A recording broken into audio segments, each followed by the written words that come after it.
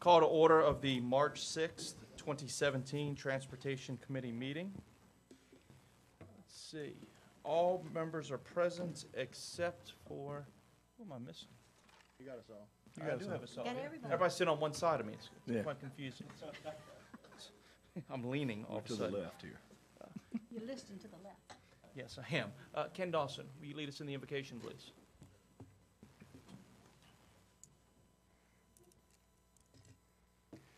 Let us pray. Father, we thank you for a blessed day. We thank you for all the blessings you continue to bestow upon us and upon this parish. We pray for your wisdom in doing the people business. For your word said, if anyone wants to be great in your kingdom, let it become the servant of all. We thank you for the opportunity to serve the people of Ascension. We thank you for the wisdom, O God, that you give us in guiding and doing the people's business. We pray, Father, for unity and oneness, that we will be on one accord, one vision, one direction. For a house divided against itself will not stand. And we thank you for United Parish in doing the things that this parish needs and performing the people's business. We give you all the glory and praise in Jesus' name. Amen. Amen. I pledge allegiance to the flag of the United States of America and to the republic for which it stands, one nation, under God, indivisible, with liberty and justice for all.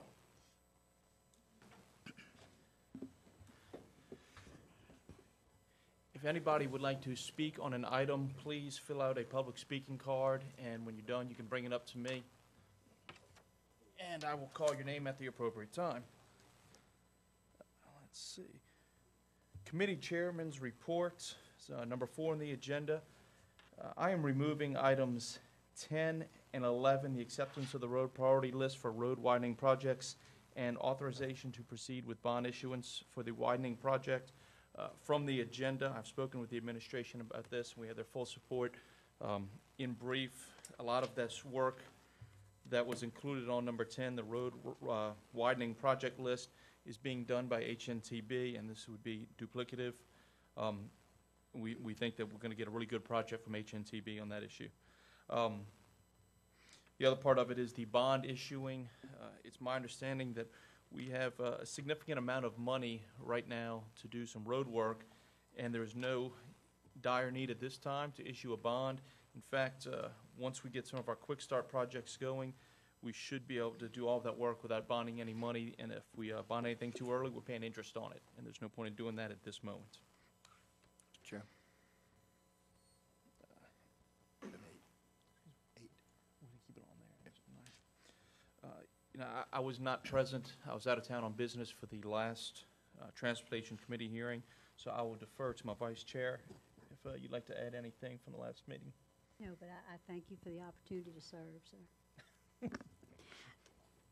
We had a good meeting. Everything went just fine, thank you. As opposed to this one, this will go off the rails, I'm sure. We'll see how you do. Okay, moving next to acceptance of the February 6, 2017 minutes. Do I hear a motion? So moved. Okay, any opposition? Motion passes. And now the DPW report and committee concerns. Michael Enlow. Yeah, good evening. Good evening, committee members. Just to give you a report, Tacey Rabelay's got some information on projects, but I wanted to give you guys a update on the litter control and vegetation report that we got from Ron Savoy at DPW. Litter control, we had 75 locations, picked up 12 state road addresses and 63 parish road addresses. The vegetation report for the state routes, the first week in April, we're going to have the parish crews mobilized to start trimming the roadside ditches, and the state routes, we're going to also start first week of April. I think there's going to be 2 cuttings and 2 sprayings. So we can give you guys an updated list if you would like to have that on the vegetation management. And that's what I have on that. So, Tacey. Good evening. In front of you, you should have in your packets my road report if y'all want to just follow along. First, we have St. Landry Edenborn Connector. We met with Volkert last Thursday and discussed putting it, actually, we agreed that we were gonna put it out to bid, advertise for it starting this Thursday. It will advertise for 3 weeks. And then, we should have bids in, I believe it's the first week of April. So this week I should be getting, Volkert just has to update a few specs, so should be getting that Wednesday, and, we'll have it out, or we'll have it advertised by Thursday, so. Church Point at Roddy, we are working on updating an abstract and an appraisal. The last one we have was from 3 years ago, so we have to, before we send out the offer letters, we have to make sure we have everything updated and, accurate offers. Let's see, 2017 road maintenance program. We're going to discuss the priority list. I got with our pavement maintenance department, and they kind of let me know which roads they can no longer maintain within in-house. The roads that they can't patch anymore, the roads that just really need to be completely reconstructed. So I got that list, and we'll talk about that in a few minutes. But once you guys approve the list, we will have a meeting with Coastal within the next 30 days to task out the roads that you guys approved to move forward with. LA 70 mill and overlay. As of last Monday, the roadway and shoulder have been overlaid with the binder course. They're working on extending the box culverts and the head walls where they're adding the turn lane at the landfill. So I'm not sure how far they've gotten as of this week, but that's where they were. I think they said the box culvert work should take a couple of weeks. So I'm guessing they'll be overlaying the entire road within the next 3 weeks or so. LA 44 turn lane at Black Bayou. The contractor's working on the curb and concrete patching on LA 44, and they're working on finishing up the asphalt in Black Bayou. LA 22 mill and overlay. We did submit the 100% preliminary plans to DOTD for their review. Gold Place intersection improvements. I did find out today that the plans have been approved by the chief engineer at DOTD. The only thing that they're waiting on is the utility agreement from DIMCO. Once they get that, they can move forward, and it should let in April. So that's still on schedule to go out in April. Good. The Babin Road Bridge replacement, we're still working on obtaining all the right-of-way certifications for that, so before it goes out to bid. And we're still coordinating with OEP as much as they need us to test all the roads that flooded to submit to FEMA. And the rest of your report just kind of tells you, as of right now, we're getting a list of all the projects within the parish, including DOTD, our projects, anything from the MPO that we are looking at moving forward. And next month we should have a report showing everything, the status of every project, the limits, whatever information, the funding, all the information that we have, we should be able to provide to you next month. So, and that's, oh, and LA 42, that's still scheduled for May, as the last I heard. Aaron, I don't know if you've heard anything different, but I believe it's scheduled to be let in May at this point. It might be August by next month, I'm not sure. So, but that's my report. Do we have any questions? Councilman Kluwer. Yeah, Tracy, thank you very much. On the Gold Place, you got the final design? Yes, sir. Can you send me a copy of that? Sure. Just email it to my government email, Sure, I'll do that. and I'd like to take a look at that. Councilman Lambert. Yes, also on Roddy and Church Point, I thought we were just waiting on one parcel of right away. I see you said you was going back 3 years, to Yes, update sir. everything. There's, so we need quite a few parcels, because we need to purchase right away on all 4 corners. Correct. About 3 years ago in February, letters went out, offer letters went out, but we never got any responses. Okay. So I talked with legal about resending those offer letters, and they said we could, but what they really wanted to check was the abstract to make sure the owners hadn't changed and the offer letters were going to the right people. We need to get a right-of-way agent. We're looking at possibly getting a consultant to go and talk with all the property owners to negotiate those offers that were originally made. I don't know if the property has gone up in value. I'm sure it has a little bit. So the offers may change. So they didn't want me to send out the old offer letters just yet, so. Okay, I understand. I got one thing for Mike also. You said 2 cuttings. That was for state highways, correct? Our parish roads will be cut more than 2 per year. Correct, that's for state Okay, routes. Okay. Just want to verify that. Yes, sir. Thank you. Councilwoman Cazzo? Yeah, a couple of things, Tracy. I don't know as much as I probably ought to know about the purchase of right-of-way. Neither do I, unfortunately. So I think that's something that we need an education on at some point in the very near future, because this is going to be critical. Right. As we begin doing the work with the road list that we are interested in going forward with HNTB.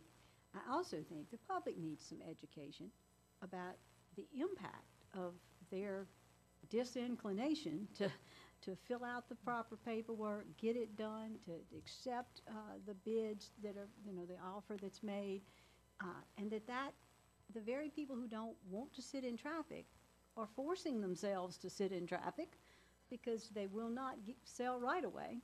We're not asking you to give the right away. We're asking to buy the right away. Good green money. We will pay you for your right away. So we need some education about how all that works, and we need to educate the public either with Channel 21. Some way we need to be more effective in communicating our message that we cannot solve problems if we do not have right-of-way. And people need to be good citizens and participate in that right-of-way process in a timely fashion. I would question whether, and someone may know this, is it an issue of what is being offered? Or in some cases, or maybe more cases, this is an issue of all the heirs not being able to be found. I think in this case, it was the offers. We had one property owner, and this is, I'm coming from a third person, I guess, it just kind of trickled down to me. But from what I understand, we had one property owner, it's the owner of the apartment complex. He agreed to the offer 3 years ago, but we never got a signed offer from him. The other property owners discussed, they didn't want to agree to I don't know if you know the corner with the oak tree, the big live oak in it. He didn't want to agree to the offer that he got. He wanted us to purchase his entire piece of property. So he didn't sign, and then there's the catty corner to that. She wanted to wait until everybody sold their property before she agreed to anything to see, I guess, what the property values were going to go for. So really and truly, we only had one property owner really willing to move forward with the offers that we established as of 3 years ago. I know Mr. Joey Turo, had met with them for each property owner briefly, but like I said, we don't have any signed documentation for the offers, so we can't move forward. And we want to get, like I said, an updated appraisal and abstract for each property before we resend the offer letters, just so that we have something to work with at this point. Well, at the risk of being redundant, we've got to have a better handle on this, and we have to better educate folks about what this process looks like and why, when they want to wait to see what everybody else gets. I mean, if we're going to offer them X number of dollars, we're going to offer the same X number of dollars to everybody, so nobody needs to wait. I agree. And if we have to have a meeting where we put everybody in the same room around a table, and they all know, for transparency's sake, what everybody's getting, then that, to me, would seem helpful. So I think that we just need to be better educated about this process, and I appreciate this opportunity to better educate the public about it, and I compel people to understand that we cannot fix your problems if you are not willing to work with us. You I are agree. going to sit in traffic until we're back to cow paths. If I we agree. do not agree to have a way to resolve these right-of-way issues. I agree. I can, what I can do is, I can try to get somebody come in and maybe give a presentation next, next if not the next one, the April meeting, well, no, this next one is April, the May meeting, sorry. So, if that's okay with you guys, if that's what y'all wanna do.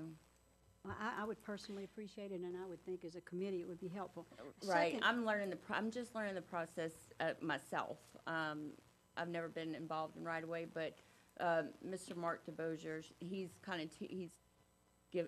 provided a little bit of knowledge to me within the last week. So I'm just telling you kind of what I know, which isn't very much at this point. So, Well, thank but you for coming it'll be up an to speed. education for me too. Sure. Second question. Ridge Road is on that list of, I'm sure, of FEMA roads. Right. As well as road package for this year to be repaired.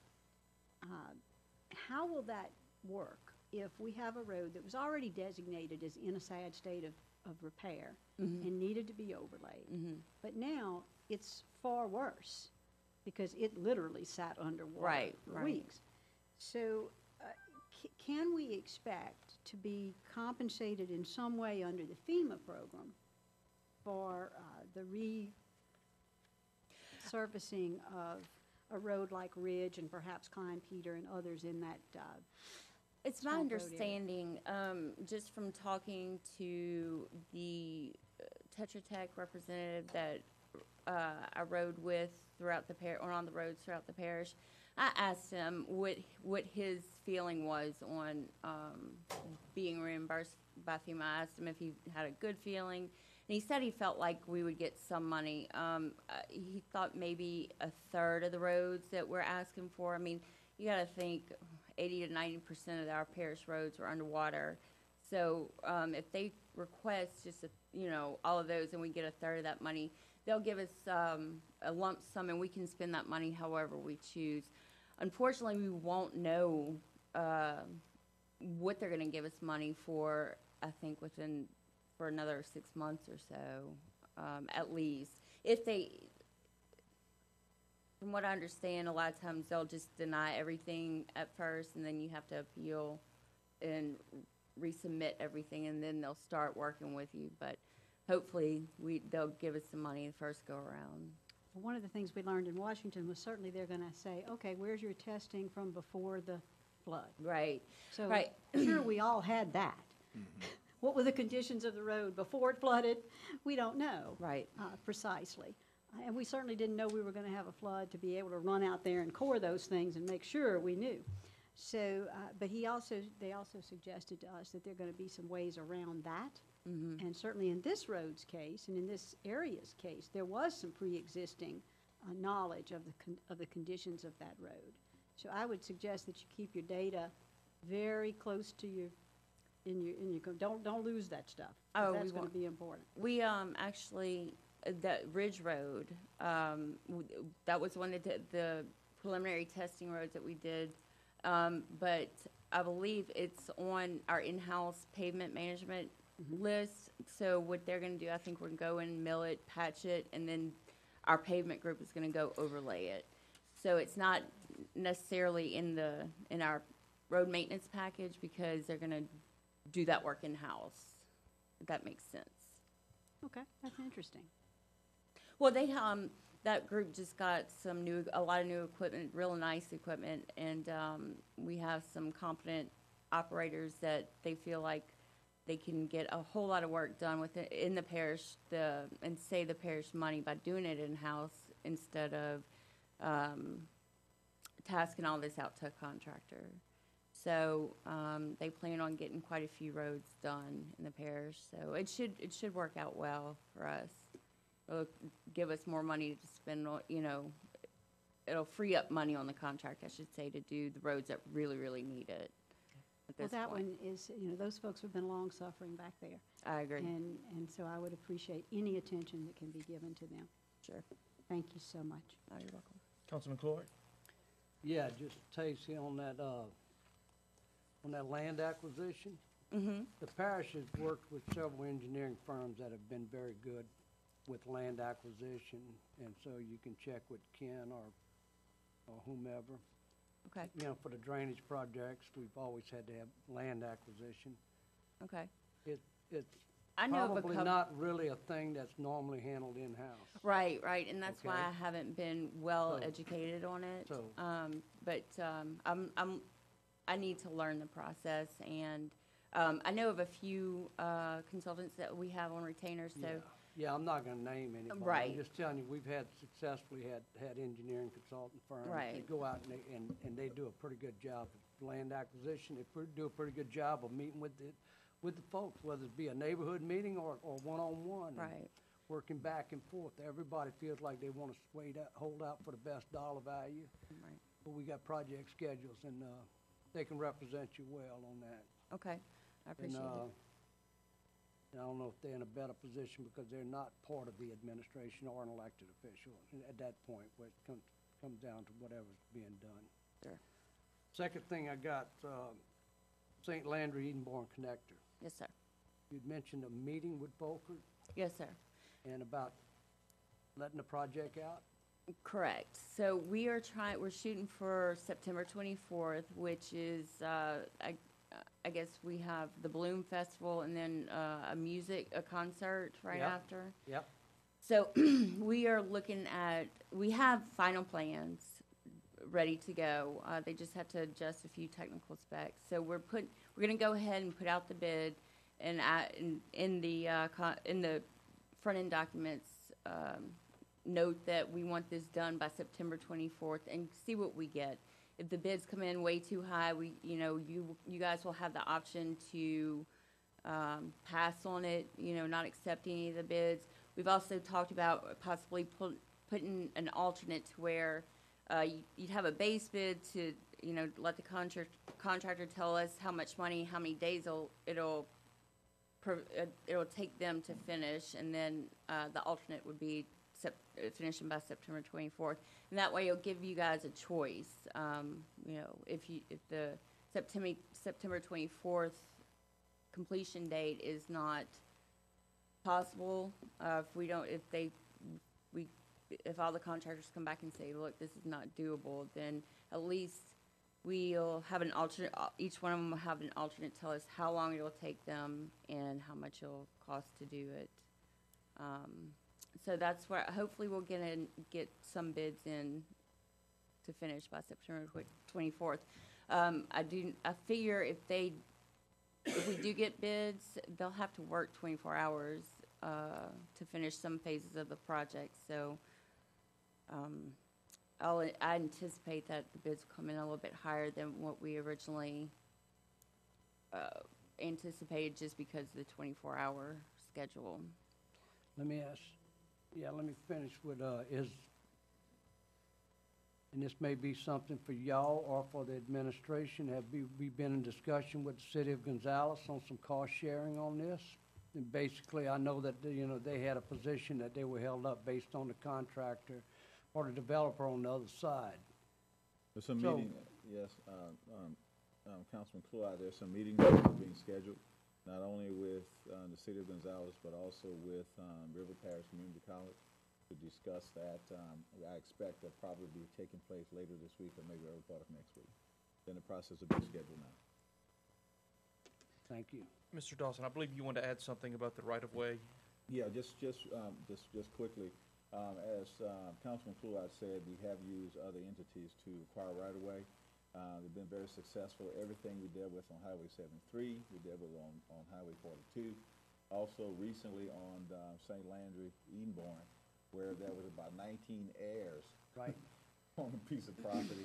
And it took us going down to the New Orleans area, seeking out each one, getting it signed, and getting it taken care of. So it was quite extensive. But what we will do is to get legal and get some of these entities in to explain the process. It differs a lot depending on the situation, whether successions have been formed, whether or not there's one sole owner, whether or not it's a company that owns it. It's a lot of different scenarios, but we'll try to get as a complete idea or pre-presentation that would give you all the potential options that we've seen and how we handle it. Okay, thank you. Councilman Cagalata, you, Councilman Clue, I answer my question, ask Councilman the same Lambert? question. Yeah, Tess, what is the actually scope of the Edenborn project? 2-lane, 4-lane? I've heard different stories. I've heard gravel roads, limestone roads. What are we looking at now? We are bidding it out as a 2-lane asphalt Okay. road. So that's what the plans as of now are gonna go A out 2-lane. as. Okay. And that, No curb and gutter. and that'll pair up with what the city has, right? They don't have 4, they just have 2 right now. Right, So, correct. yeah. Okay, thank you. Okay. okay, do we have anything more in this Just- agenda item? One other thing too, Councilman Ken, just thinking off the top of my head, it might not be a bad idea to talk to some of the plant folks. Sure. I mean, I think they would lend support to it. If it can relieve some of that traffic, which I'm sure it would, I think you get them, at least give you support, if nothing else.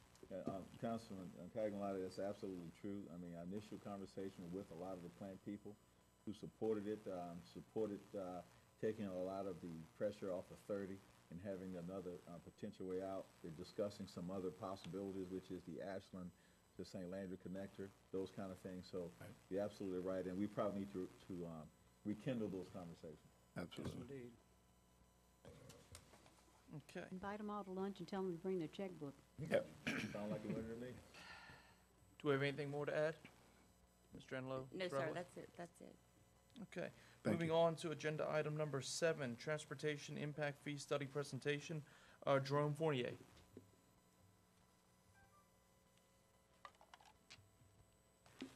Mr. Chairman, members of the committee, last year in April, the council adopted the transportation impact fee program.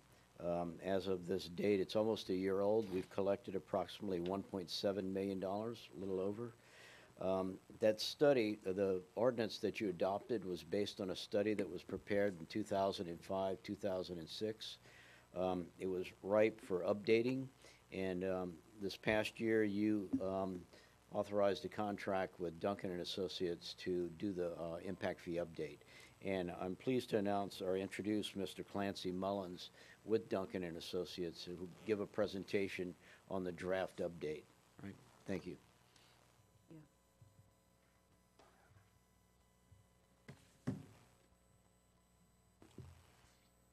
Well, we do have a PowerPoint, if we can get it loaded.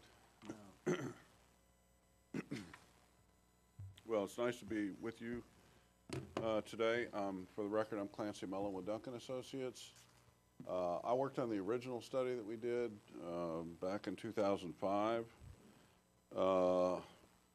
And basically what we've done is update that study to bring it to current, using current data.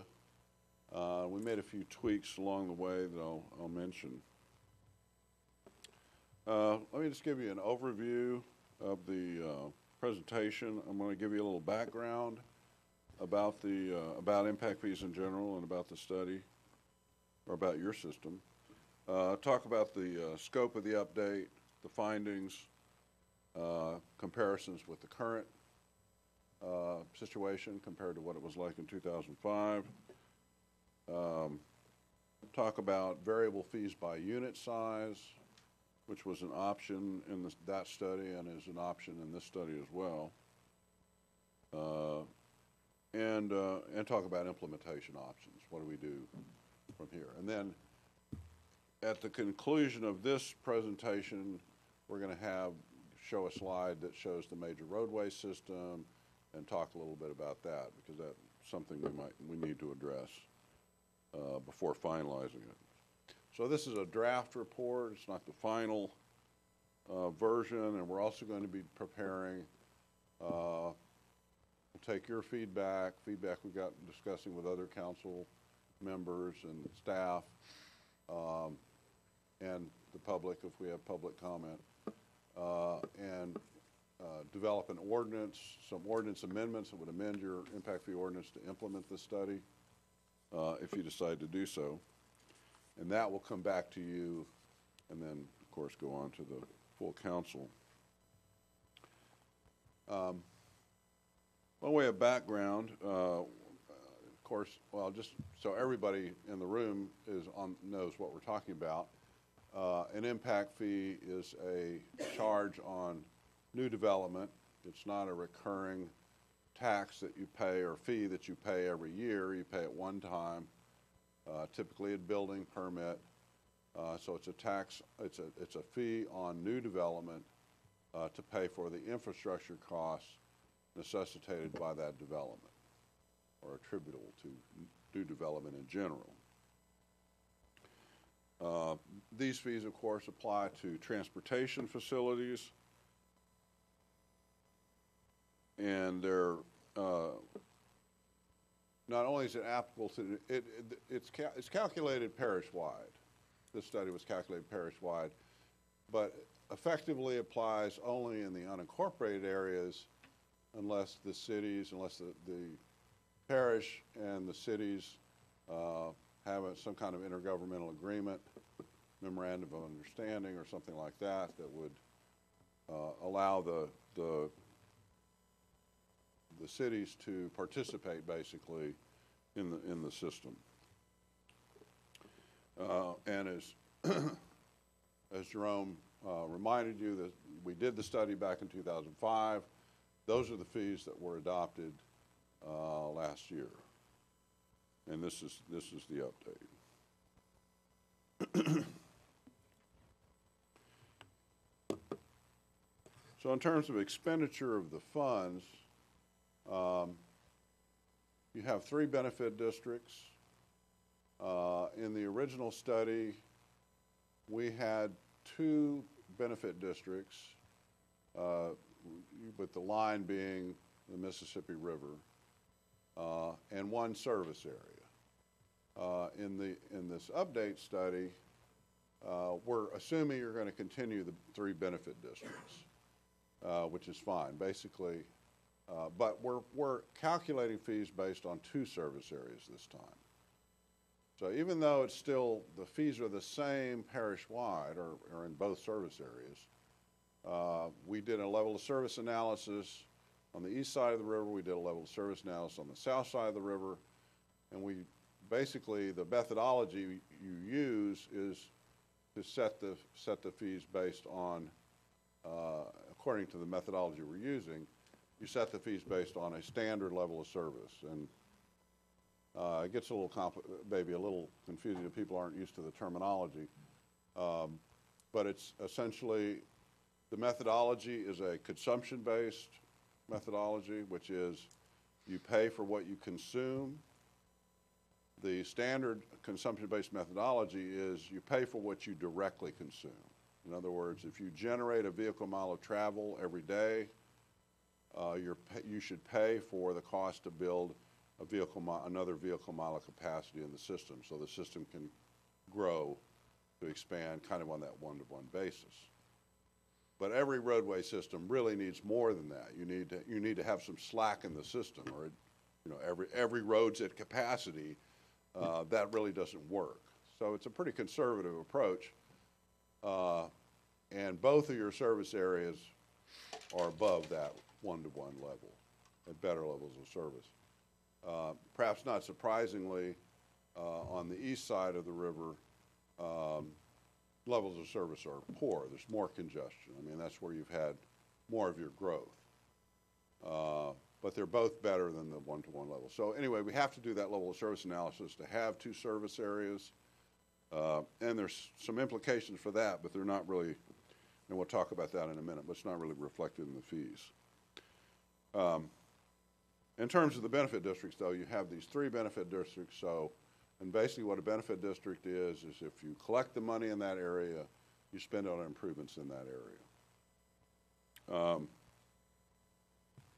And those improvements, eligible improvements, would be things that add capacity to the system. So it's not going to be overlays on existing roads, not going to be just reconstructing an existing road because it's worn out, needs to be rebuilt. It's got to be something that adds to the capacity of the system to accommodate more traffic that's generated by growth. So that would be things like new roads, widening projects, going from 2 to 4 lanes, adding a continuous turn lane or something like that.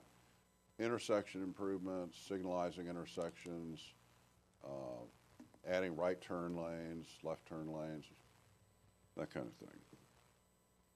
thing. And these improvements are really only to major roads. So the impact fee is not designed to finance or to fund the cost of improvements to all roads, to all parish roads or whatever. We've got a lot of local roads. If a developer builds a subdivision, he's going to put some roads in. It's not really designed to fund those kinds of improvements. It's to fund improvements to the major roadway system that everybody uses. And how we define that, that's what we're going to talk about, how we define the major roadway system after this formal presentation, because I don't have the slide in here. So we'll do that next. So in terms of the types of things you can fund, we included right-of-way costs this time.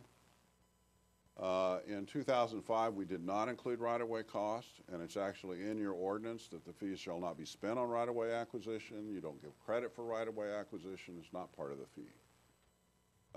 In this update, we did add right-of-way costs. And that's an option too. I mean, we could take that out. That would lower the fees a little bit. But by having right-of-way costs in there, you get the flexibility to spend it on right-of-way, which is something you don't have under your current ordinance.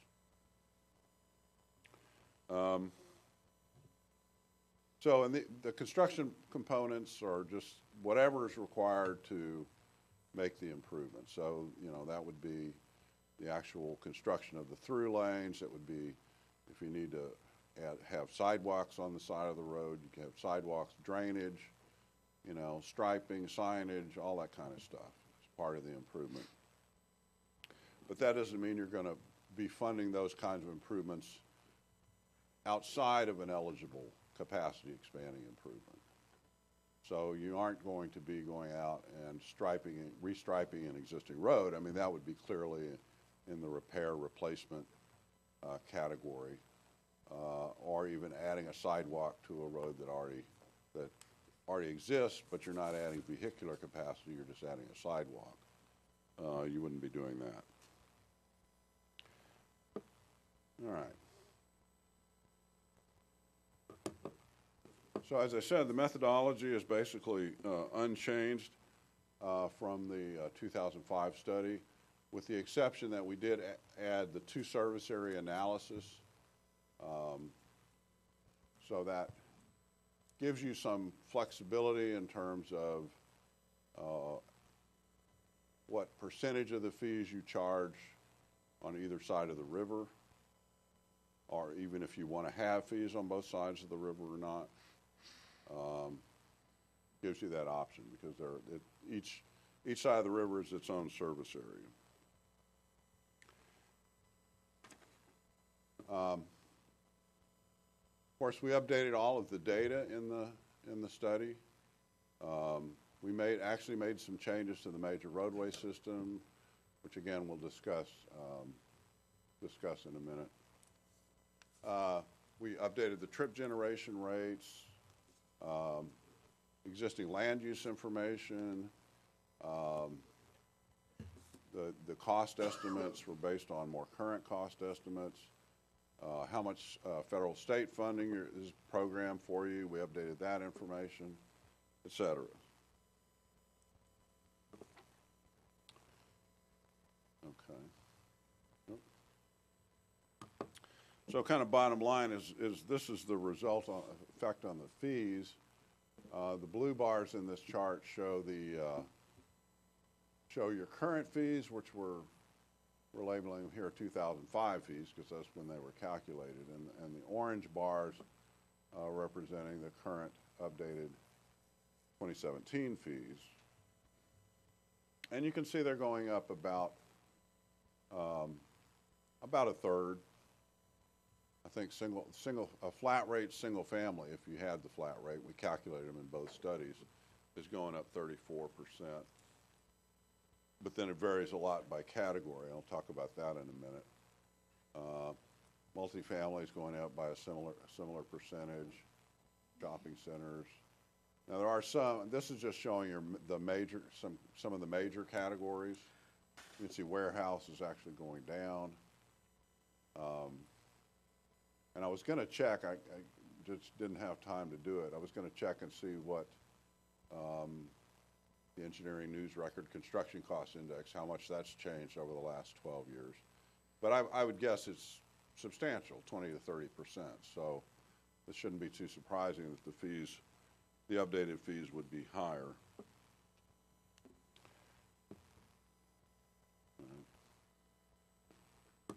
So let's talk a little bit about the variation by unit size. So in both studies, we calculated single-family fees that either a flat rate per unit, this is what it is for any unit, or one that would vary by the size of the unit. And the graphic on this slide shows on the blue lines show both of those. They show the flat rate as the dotted line or the dashed line, and the solid blue line being the sort of stair-step increase that you get as you move from one size category to the next. And then on the orange bar, or the orange lines, represent the updated study. And you can see in the updated study, there's actually not much difference between, until you get up to about 2,500 square feet. I mean, there's a slight bump at 1,500 square feet, but it's like $78. I mean, it's very minor. But there is kind of a more significant bump, a couple of $100, when you get above 2,500 square feet. So the blue stair steps, basically that's the fee schedule you adopted. Based on the data that we have today, we can't really replicate that. We can't really find evidence for any significant difference below about 2,500 square feet.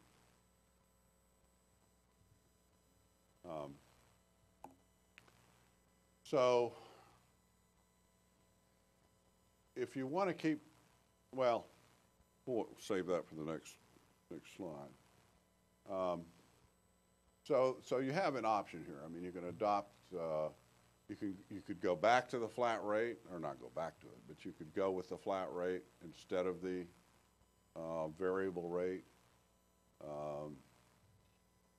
We could calculate a rate that's just up to 2,500 square feet, up above and below 2,500 square feet, so you don't have that $78 bump that's hardly worth bothering with.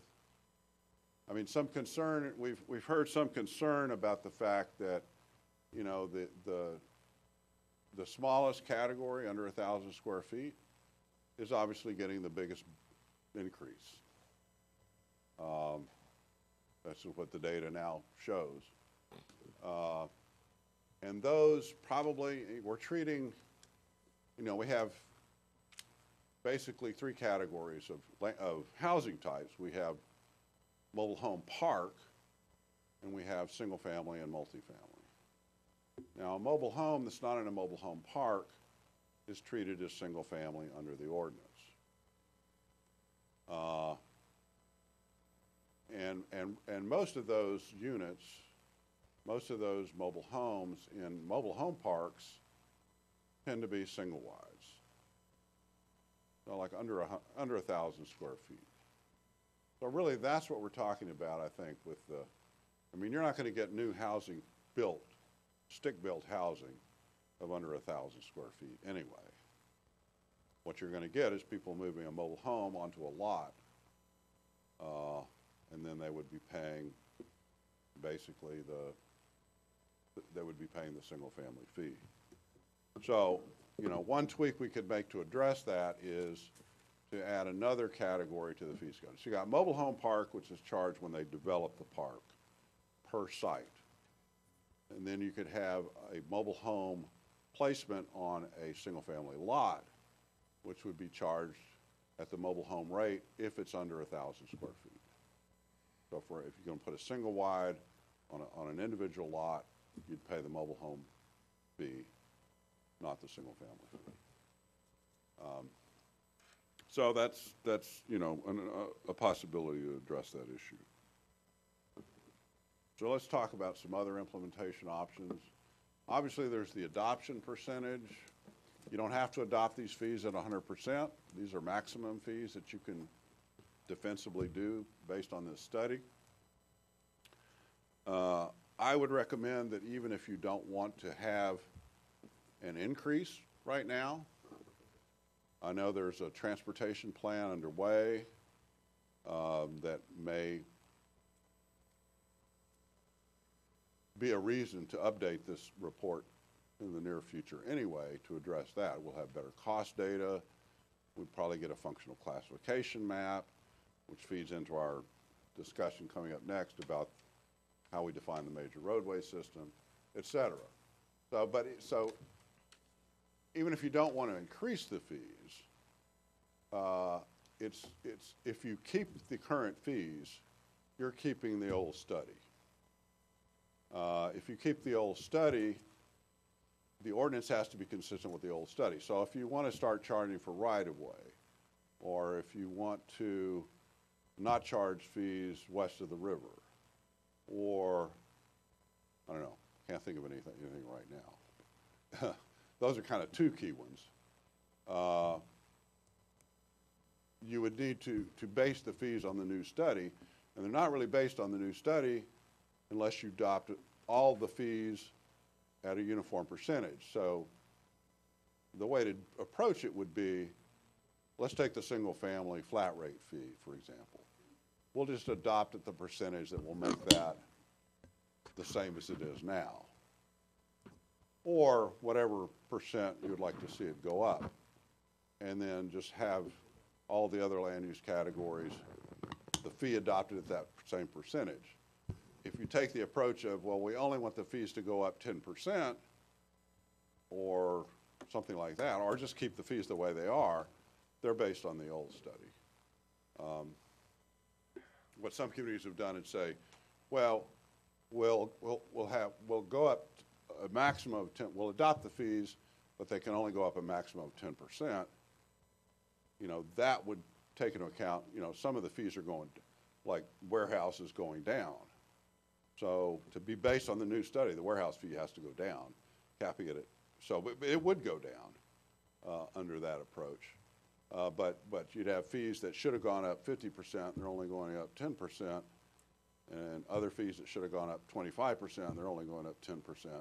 So you no longer have the proportionality of impact to the cost or to the fee that's established in this study. So that would be my recommendation on that. Of course, you can phase it in.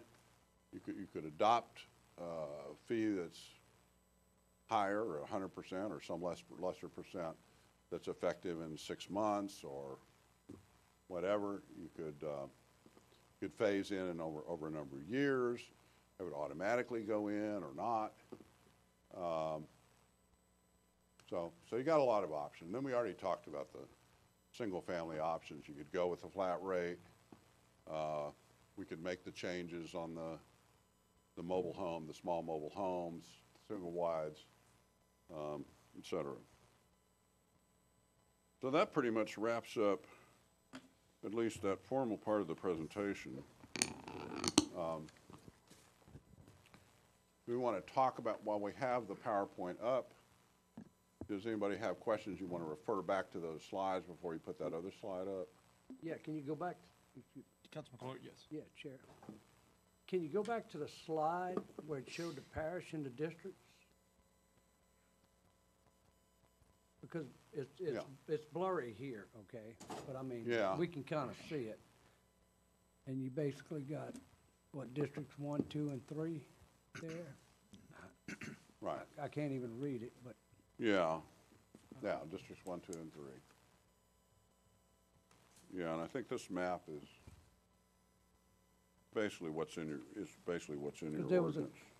I guess lingering question is that, and correct me if I'm wrong, is the West Bank in this program? Yes. Yes, that's District 1. Yes. Yeah, the river's running right there. Yeah. This is what we adopted. This was Yeah. the districts we adopted earlier last. Yeah, because I was talking to Councilman Lambert about we trying to clear that up. Councilmember Kluan, yeah, just for clarification, District 1 is everything in the West Bank. Right. District 2 is a line generally from Highway 74 going east-west, and I forget the other road that connects to that, and everything south of that. Everything north of that is District 3, right? Yeah. So just to give you some numbers on the amount of money we've collected in those three districts, in District 1 on the West Bank, we've collected, as of today at around noon, $51,725. In District 2, everything south on the East Bank, we've collected $581,306.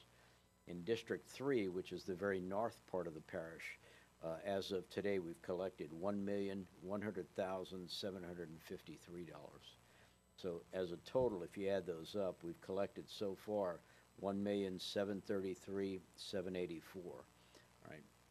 So generally, those three areas, as you can see, the overwhelming majority of money has been collected on the East Bank, with only 51,000 out of the 1.73 million from the West Bank. Right. So, just for clarification. Mr. Mullins, is it legally defensible, is it feasible to charge different percentages in different districts? Say, take a 0% District 1, 100% District 2, and these are just random numbers, 200% in District 3? No, not exactly. Between District 1 and between the west side of the river and the east side of the river, those are two service areas. So you could do it there. You could have different percentages in those two, the two service areas. But on the East Bank, it's a one service area, it should be one fee throughout. Okay. But Councilman Lambert. being Ascension Parish is one parish, okay? I don't care if it's the East Bank or West Bank, we should be consistent with these fees. Mm. We are one parish, and we split it up into three districts. As far as the increase, I'm definitely against these increases. We're taking a beating right now. People that's got some hardship cases on single dwelling homes right now that can't come up with extra $2,000, and then we're talking about going to $2,500. I don't know about the rest of the guys, but I don't agree at all increasing the fees at all. I'm gonna let administration know my, take on this. Well, I've we've had heard several. the concern about the hardships, cases where, people were flooded out or whatever, and they're moving a mobile home onto their property and. Yeah, but we did a lot of, sliding on that, but I'm talking about before the flooding. People that having to come up with an extra $2,000 when it takes everything they have to get in one of these homes, and in the rural area of the parish. Yeah, and we're gonna look at, St. Tammany Parish has some kind of hardship provision that they apply where, you can demonstrate that this would be an economic hardship. You can get either the parish, I'm not sure exactly how it works, we're gonna check that out. Either the parish funds it from general funds, or I don't know exactly how they do it, but And I guess. we'll look at that. At this time, at the cost of land in Ascension Parish, the cost of a lot in Ascension Parish for a homeowner to build a home is way up there right now, and we need to help them in any way we can for us keeping that cost down, So that's one of the reasons I'm not for increasing these fees at all, and I'll vote that way for it when it does come down to a vote. As far as the increase in fees, it seems to be relatively consistent with our population growth percentages. I mean, over the past, I think I wrote it down, 2000 to 2010, or I believe we grew about 30 some odd percent, and these increases are about consistent with that. Is that correct? Yes, yeah, in general.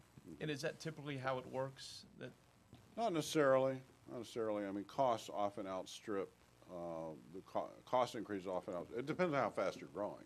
It just happens that your growth rate has kind of paralleled, been about the same magnitude as these costs.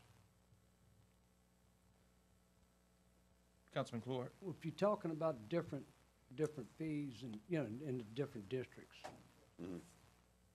you know, I disagree with that.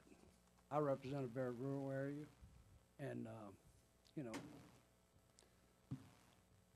nowhere with the magnitude of the Prairieville area or the municipalities, you know, so, but it's the way the districts are drawn, it's drawn into, you know, drawn across my district. You know, so. Oh, the benefit districts, like the north and south Yep. ones? Mhm.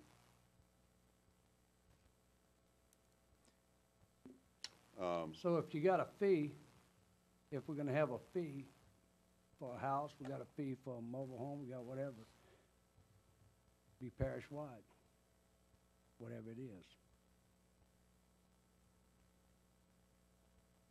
Well, you certainly have that, you know, the council has the power to set the fees the same or different. Well, they need to be the same. You gotta be consistent. They need to be same on the east side, Well, no, on the east bank. And the west. and the west. Well, they don't have to be. Well, no, you're saying they have to be, you're recommending that they be the same on the east side, but you're not No, that's not a necessarily- recommendation. That's really, Okay, well, what, I mean, if we had calculated, we could have defined in the study, yeah, separate service areas. I mean, we considered it in the 2005 study. Instead, we opted for benefit districts, but we wanted to recognize, you know, there is a big difference between the two banks of the river, even though, yes, they're all in the same parish. yeah, I do realize that. Mhm. But there's no way that the Sanamo area is equal to the Prairieville area. Okay? I don't know your parish Well, well enough well, to know. you're finding a way to, you know, disseminate the two sides of the river and throwing everybody on the east side into one group. Well, that's a so- pretty clear demarcation, Yeah, yeah, it is, if, got a river runs through it, right. you know? Yeah. Pretty easy tracking.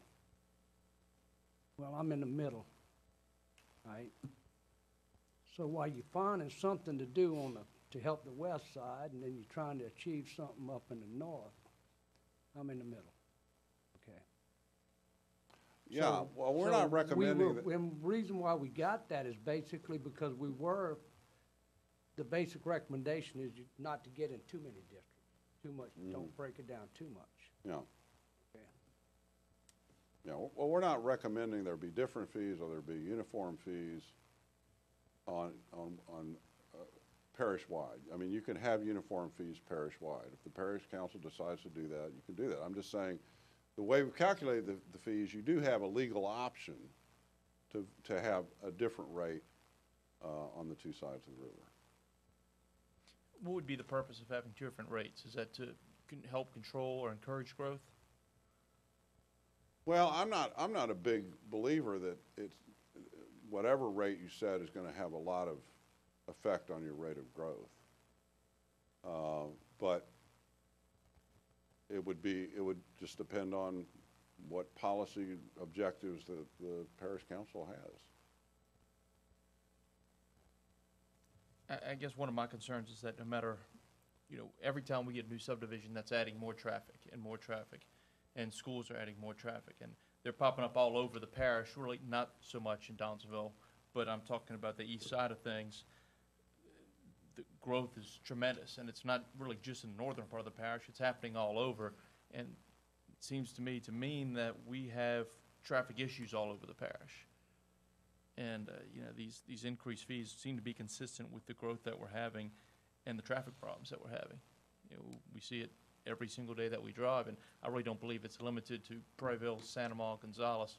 There's traffic trying to get anywhere in the parish. Councilman Lambert. Yeah, one big question is, I guess, with your single dwellings,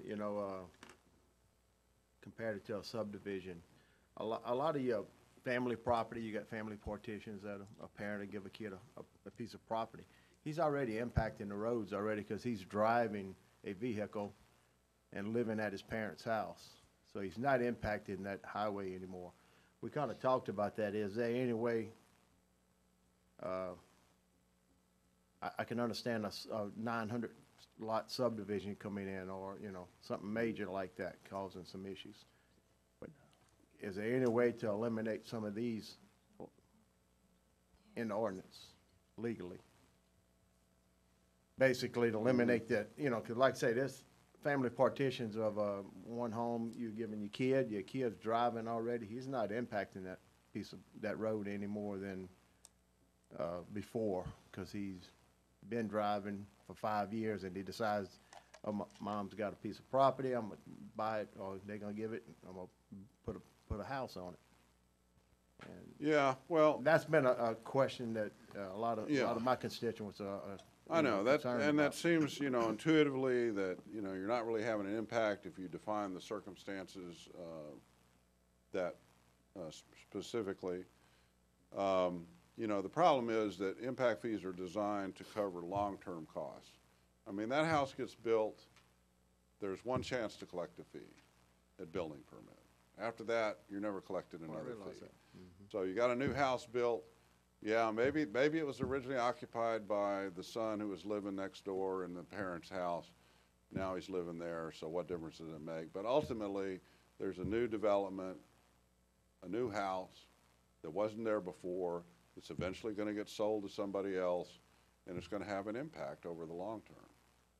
So, you really don't look at the particular characteristics of the, somebody, if you, well, you guys don't have school impact fees, but places that do have school impact fees, you get that argument. Well, I'm moving into this house, but I don't have a kid. Well, nobody that ever lives in that house is going to have a kid, You really can't base your fee on who the first occupant is. But I understand the concern there. But if we had a sewer impact fee, whoever lives in the house will use sewer, right? Right. Okay.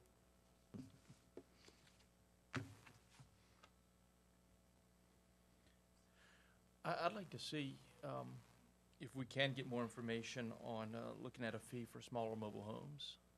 I think that'd be really beneficial if we just get the information on that. And I'd like to get more information on the St. Tammany hardship provision, see how they do it. I mean, I have some Right. concerns over here in the basics of that, because it sounds to me that the hardship gets passed to the rest of the taxpayers. It seems like that's how it works. Mm-hmm. But still, I think it'd be something that I think we'd all like to learn a little bit more about. So I don't know if we can get that information at a later date. Okay, yeah, we'll get that for you. Okay. Yeah, as far as the mobile homes, there's not a lot of, the fees calculated already in the study for the mobile home park. So it would just be amending the ordinance to add a category that would be defined as, a mobile home under 1,000 square feet, not in a mobile home park would pay that same rate. Okay. I think it's something that could allay some of the concerns that we have. Do we have any more questions on the topic? I'd like to see a copy of the study. Send it to. Oh, sure. It's not on our computer, we don't have a copy of it. Yeah. Okay. Mine wouldn't come up anyway. I was able to pull something up, but I will. So do y'all want to talk about the major roadway system? Please. Can we put that up? We can get that up. That's kind of the last thing. Okay, there's the map. And so, as I mentioned before, the idea of the major roadway system, defining it, is to say, this is the system that our fees are designed to fund. And it's a little bit static at this point.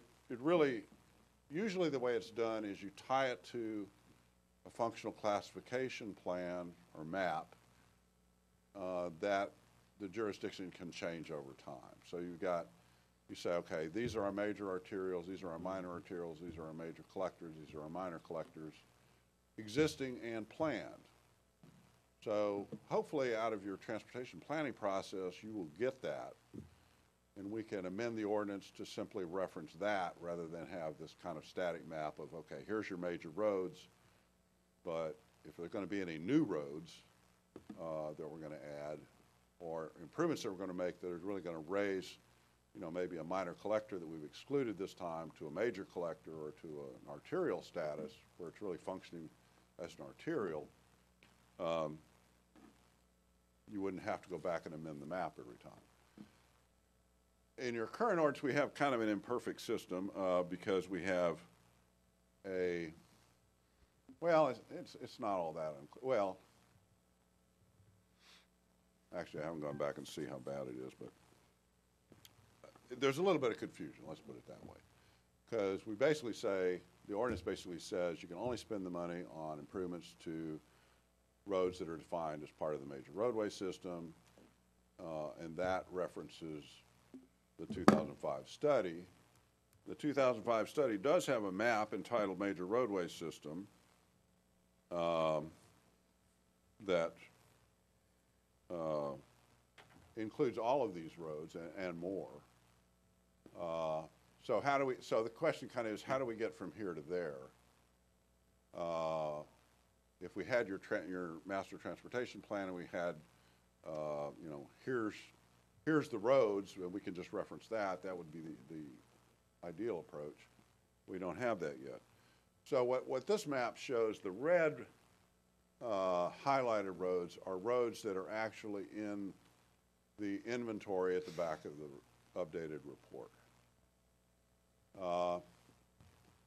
And these are roads that the parish engineer and planners decided were the major roads. But unfortunately, we left off there's some gaps in here. You see that there's a gap on, so 44 is coming down, straight down through the middle of the parish, and then there's a gap. We really need to fill that gap because it's not that section of roadway is not defined, it's not listed in the inventory. And in the updated study, we don't have a map that says this is the major roadway system, which maybe the solution is we just add a map, even if the inventory is not completely capturing it. And the inventory is pretty close, but it is missing a few of these links. So actually, I think that's probably my recommended solution at this point, unless somebody has another idea of how we address that. So we index the map, and then hopefully we'll get a functional classification plan and map and existing and future functional classification map out of the transportation plan, and we can amend the ordinance and just link it to that and say that's our major roadway system. Assuming you did have that, then you say, okay, well, what's our classifications? I mean, there's a lot fewer roads on this map, quite a few fewer roads on this map that are highlighted in red, even though we've got a few gaps, than were in the original study. So your original study included what the parish engineer considered minor collectors. We took that category out in this new one. So we actually have fewer roadways than what's in that map. So we don't really have a map we can refer to. I guess that's kind of the bottom line, that we can refer to in the ordinance or put in the ordinance. And I guess my suggestion is we basically fill in the missing gaps in this map on those red highlighted roads and put that in the ordinance that we bring back to you. Does that make sense? Yeah. Okay.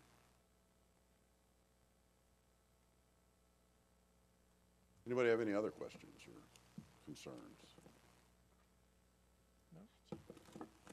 Right, Councilman Moore. Yeah, good discussion on the roads. So you're saying we basically, I know we talked about it a long time ago when we first talked about this, that we have to name, we do want to name, you know, like I said, an index map in the impact ordinance that names the major roadways. Right. Right. I mean, you just don't, because, you know, the major roadway system has two effects. One, it does affect the fees. So if we added roads to the major roadway inventory in the sense of putting them in the inventory, basically that means there's more vehicle miles of travel. There's more vehicle miles of travel, you got the same number of houses. Basically, you have more vehicle miles of travel per house, which means your fees would tend to go up.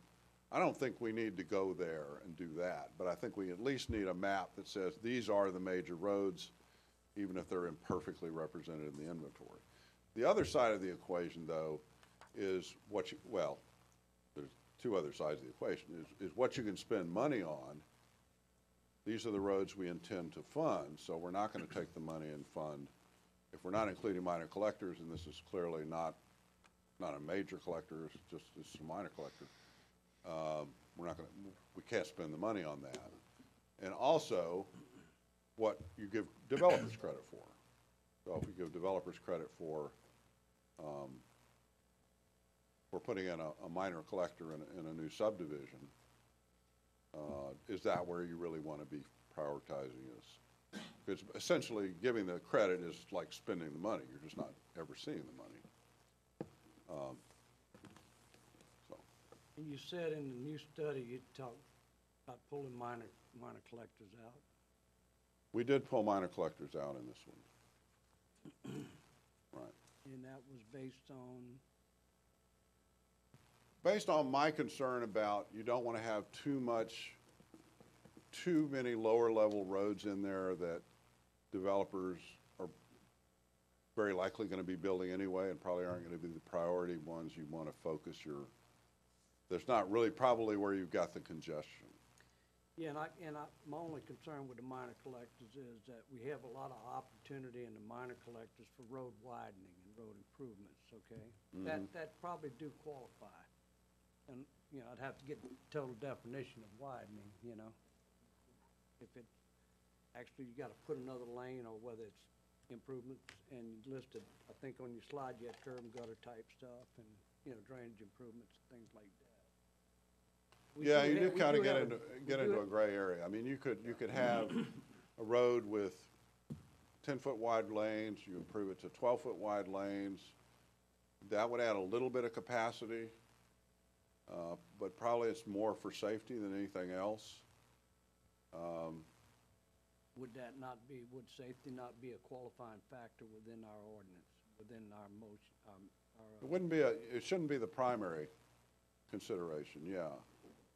I mean, certainly a capacity improvement could improve safety as well, but a pure safety improvement based on, you know, the fact that you've got,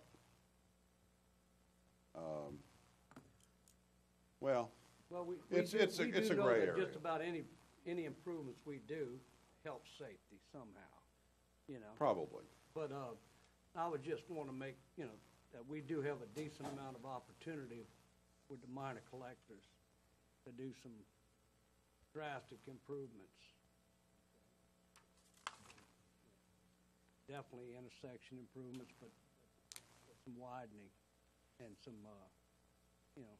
Well, that's an important consideration. I mean, you know, you're only going to get so much money from an impact fee, especially if there's resistance to increasing it very much. Right. It's only going to go so far. So the fact that you may have a lot of opportunities on minor or collectors, what about on your major arterials, your minor arterials, your major collectors? If you don't have enough opportunities to spend the money there, then yeah, it would make sense to add the minor collectors. We realize our major, 99% of our major collectors are state highways. Mm-hmm. Yeah, I am aware of that.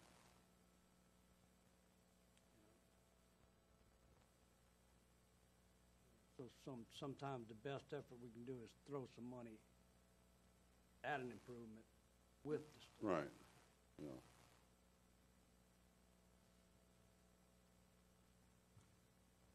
Any more questions?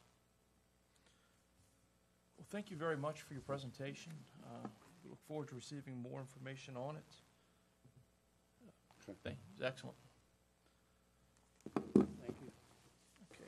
As a courtesy to the citizens in the crowd, I'm going to move items 12 and 13 to the top of the order unless there's any objection to that. I know we have some speakers on it. Let me pull it back up again. That would be item number 12, three-way stop at the corner of Old Maplewood. Let's see.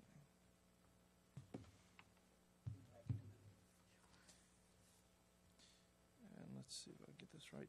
We do have a public speaker on it. As a reminder to the crowd, we have 3 minutes. You'll hear a buzzer, and once you hear the buzzer, I ask that you wrap up. Cody Scallon.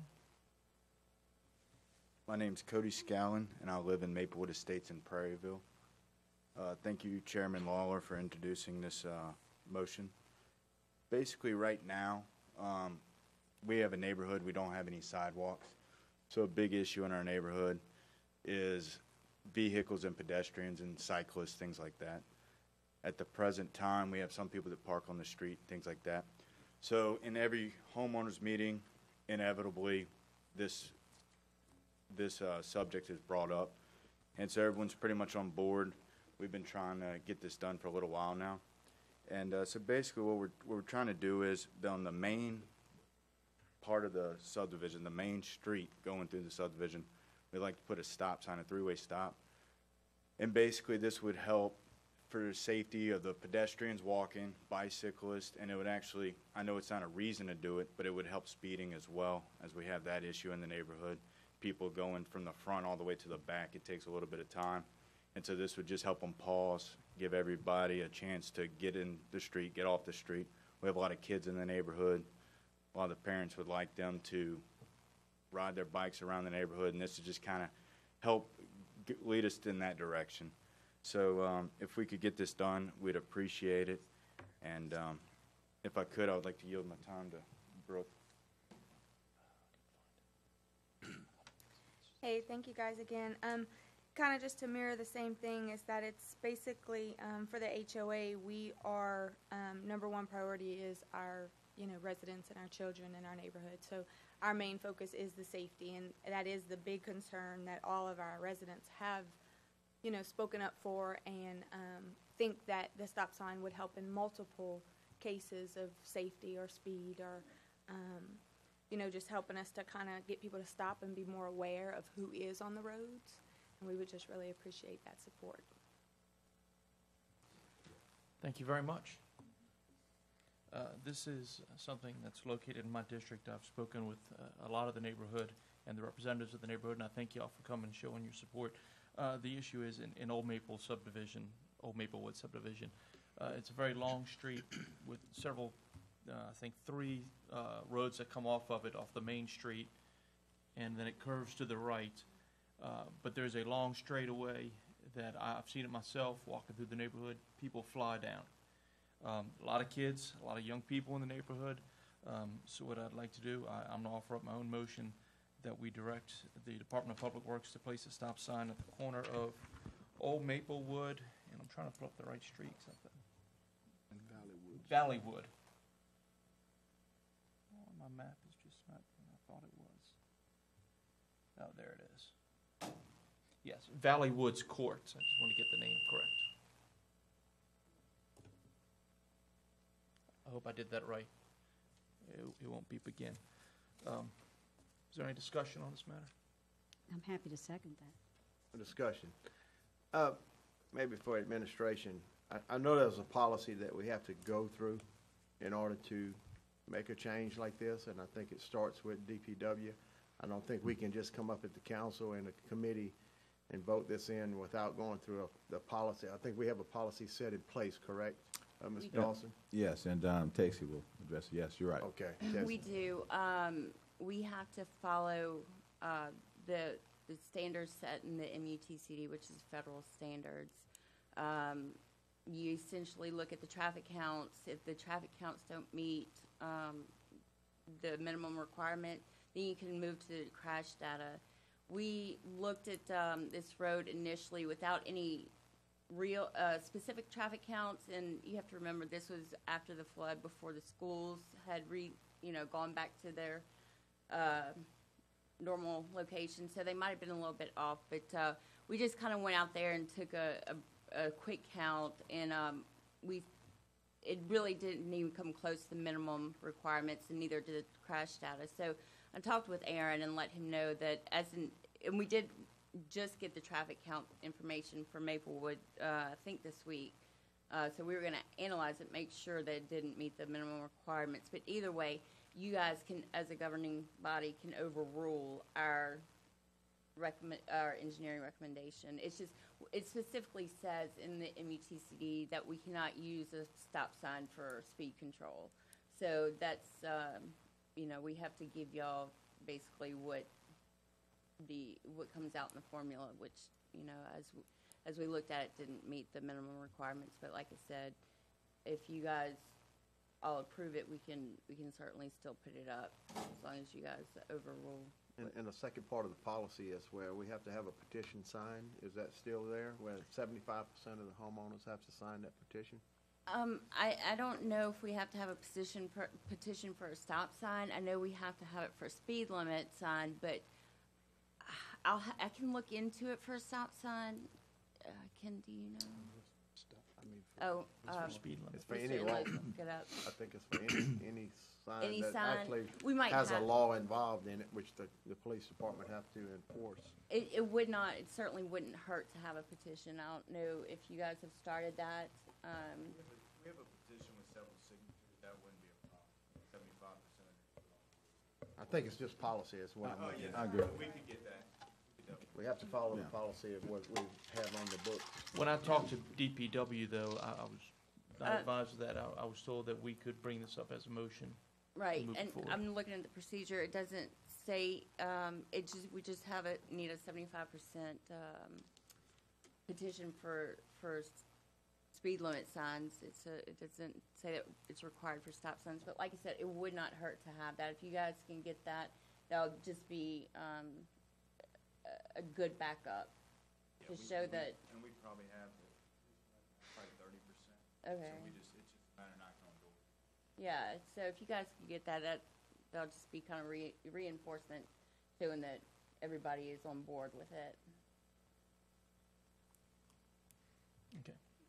Councilman Tagliati. I guess with that, I'd offer a substitute motion that we approve the stop sign contingent on them meeting the ordinances and requirements of the parish with the 75% signature on the petition. However, it's my understanding that that's not part of the requirement for that only applies to speed limit signs. Correct. I was just saying it would be good to have as a reinforcement in case, for whatever reason, it might come up in the future. We can show that the majority of the homeowners in the area were on board with placing it there, just in case anybody complains about it for whatever reason, or if there's a wreck there, we can show that that it was warranted, I suppose. Yes, and this Right. I'll withdraw my substitute motion. and this would still have to move forward to the full council, per my understanding. Right. I think we can put this on the consent agenda if you guys Correct. approve it, and then, as long as the council accepts the consent agenda, I guess, we can put it up after that. If y'all are okay with it. Tacey explained, for the sake of the public, I think I understand, but I could always use a reminder. If we put a stop sign where the standard recommendations do not warrant it, and there's an accident caused by the fact that that stop sign exists, somebody ran the stop sign, is that where we get in a bind? Yes, ma'am. That's what I thought. And I'm concerned, and Aaron, I share this with you. If we don't put some kind, maybe we just need to make sure that petition is required. Because if we don't do that, we could have stop signs on every street in this parish, on every corner, because people want them. And I understand that we believe we want them. But they are often the cause of as many accidents as they are the preventative of accidents. Yes, ma'am. So we need to be concerned about that. I agree. That's why in the procedure, we go through our counts and our data analysis, and we give you guys the option to approve it, overrule our recommendation, if everybody agrees, just as a last resort, I suppose. Mr. Dawson? If I may suggest, since I understand that Tacey and some of the engineers haven't completed all the counts, so that we can go through this actual process, that we look at all the data and see what the data shows at the end of it. As Councilwoman Castro said, it may indicate that you need one, it may not, but at least we will have that data and that information, and then we will present that back to you on second. And also the second part of this is to verify whether or not a petition is actually needed or not. But at least I think that you definitely need the technical information as we complete the analysis to say whether or not the counts, traffic counts and everything warrants where a stop sign should be or where it shouldn't, and that kind of thing. So at least you go with your eyes wide open as to a decision and the direction you should proceed. If y'all would like, we could have that information for next month's meeting. We'll have the month to analyze. We do have the traffic counts for Old Maplewood, and then we'll have the traffic counters put out this week for Little Prairie. So by next month's meeting, we should have all the data analyzed and let you know what our recommendation is officially. If y'all want to maybe, and I'll give them some time to get some more signatures on their petition as well. I don't know if y'all want to maybe push it to next meeting? Or you? I got one more question. Go ahead. Being on board a while, I've run into this several times, and we've turned down quite a few people because of this same situation, you know, wanting to put a three-way stop to help speeding. And, you know, that's going to open up something to think about. You know, we've turned down quite a few, and now if we accept them, they may come back, you know. And I don't know if that's a legality. You know, we might have to look at legal on this also, you know. It was probably due to the traffic analysis in the report. Correct. That didn't indicate something. Yes, sir. I'm just, you know, trying to cover all My bases. recollection is in the past, we have honored, as a policy, we have honored the recommendation of the staff. Yes. Because we did not want to find ourselves liable when we have put something somewhere that doesn't meet the minimum standards. And now we have caused a problem with that.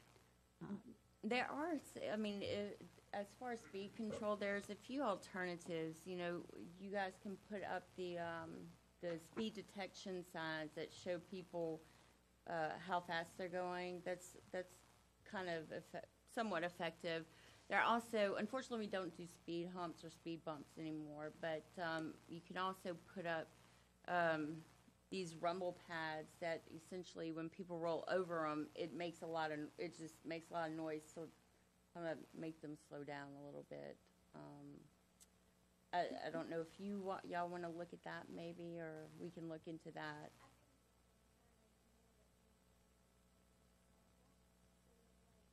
Right. In the street.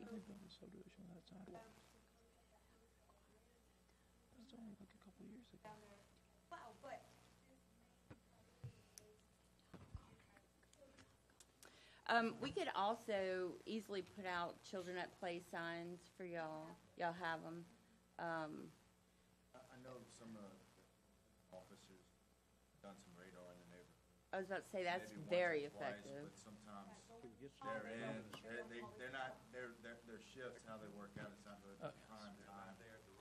Right, so it's like, it's fine, but everyone. Excuse me, if you can use the microphone, if you would, but. I was just commenting that when officers have come, it's been at inopportune times to catch speeders. I mean, obviously, the main traffic's going to be in those morning. Everyone's out to work and when they're coming back.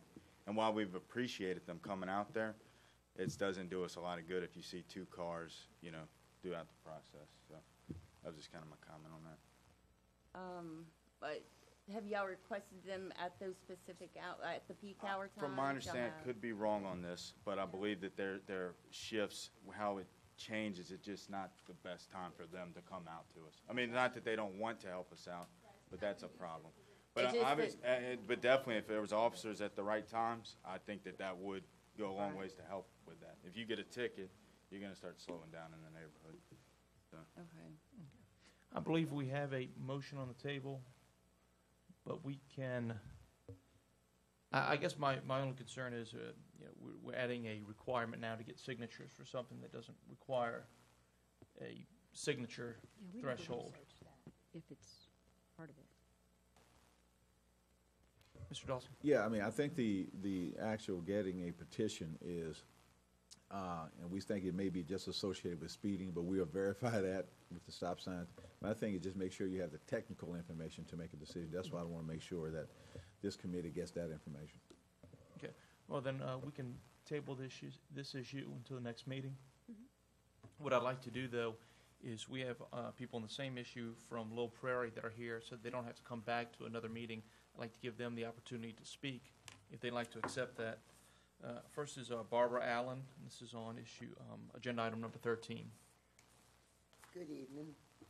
I'm the head of Neighborhood Watch for 5 subdivisions on Lower Prairie Road, which even the police didn't know there's 5 subdivisions. It's a dead-end road. We have a little silver that comes off, which has a stop sign, and it's a straight shot.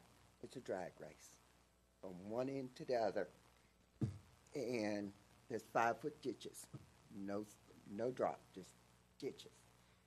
And when they go down there, people have to go jump in the sewage ditches to get out the way.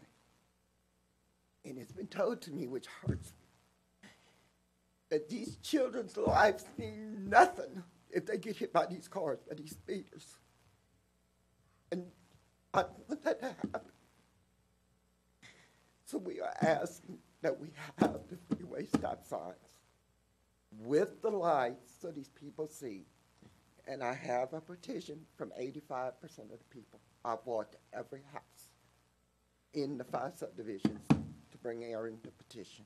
And even the speeders have signed it, which shocked me. You know who they are.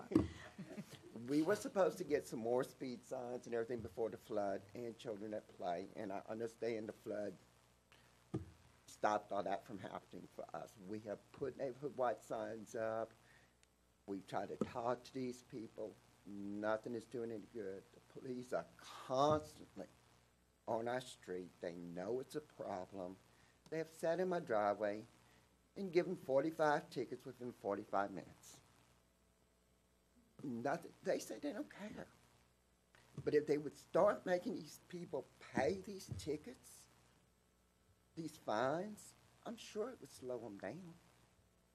Even the school buses, and we reported to 60 miles an hour. We have 2 different school districts going down our street. That's 6 buses. Our road is very, very narrow, and they can barely pass going that fast. They run in our neighborhoods. They run the people into the ditches, trying to get down these roads so fast. We don't know what else to do. I've had 2 dogs killed in the last 6 months that were hit so hard by by people passing. That could have been a child. I'm sorry. Thank you.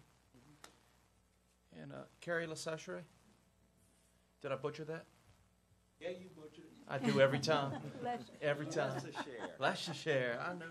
Hi, I'm Kerry Leshare. I've been on Little Prairie Road for about 35 years now.